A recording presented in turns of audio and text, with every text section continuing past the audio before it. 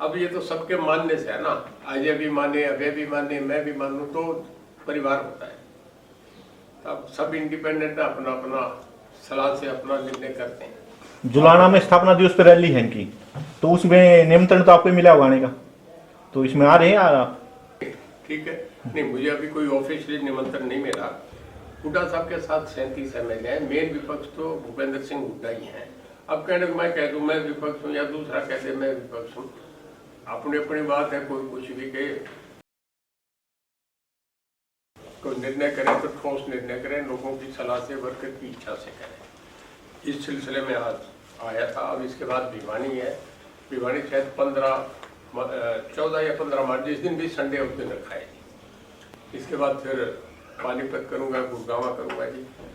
हर महीने में 3-3 मीटिंगें कर रहा हूँ। मैंने अब तक 12-13 जिले कवर कर दिए, अगले 3 महीनों में और कवर हो जाएंगे।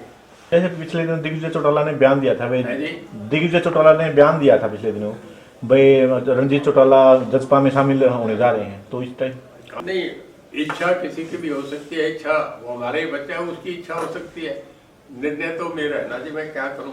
अभी हमारे बच्चे हैं, वो अपनी बात कुछ भी कहने, वो भी कह ले, अभी भी कह ले, मुझे किसी बच्चों से कोई एतराज नहीं। निर्णय तो मैं वर्कर की सलाह से करूँगा, मैं वो फैसला करूँगा जो मुझे मेरे वर्कर्स कहेंगे। जुलाना में स्थापना दिवस पर रैली है इनकी, तो उसमें निमंत्रण तो आपको मिला होगा आने का, तो इसमें आ रहे हैं आप?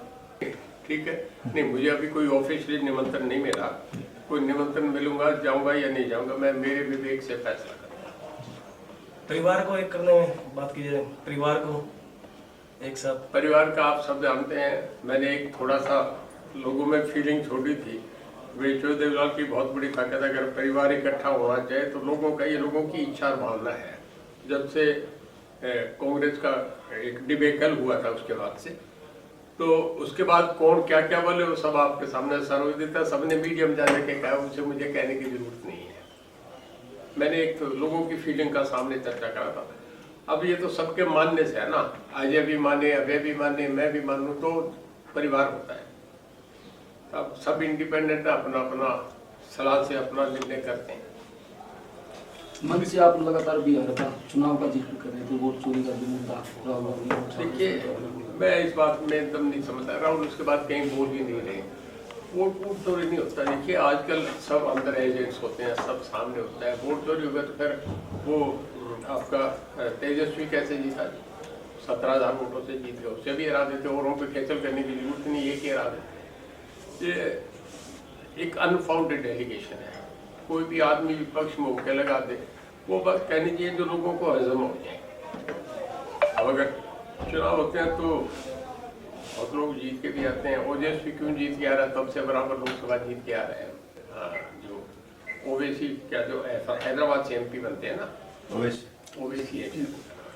तो मैं नहीं मानता कि इन बातों में कोई दम है। तो सदा से कांग्रेस के टाइम में दूसरे अपोजिशन एलिगेशन लगाते थे कि ये होता है, वोट ज्यादा आती है। भजन आदि पे भी ये एलिगेशन लगता था। इन बातों में कोई दम नहीं है। हरियाणा में विपक्ष की भूमिका को किस तरीके से देख रहे हैं सर, जो क्राइम को लेकर? देखिए, मेन विपक्ष गिना जाता है जो recognised leader of the opposition. Hooda साहब के साथ 37 MLA हैं, मेन विपक्ष तो भूपेंद्र सिंह हुड्डा ही हैं। अब कहने को मैं कह दूं मैं विपक्ष हूं या दूसरा कह दे मैं विपक्ष हूं, अपनी अपनी बात है, कोई कुछ भी कहे। मीडिया स्वतंत्र है, बोलने वाला स्वतंत्र है, कुछ बोल ले। पर जिसे मान्यता प्राप्त कहें, recognised leader of the opposition कहें, तो वो है 37 MLA उनके साथ। हाउस में बराबर की स्ट्रेंथ है, 8 मेंबर उनके साथ हो तो बराबर सरकार बनाने की कोशिश है।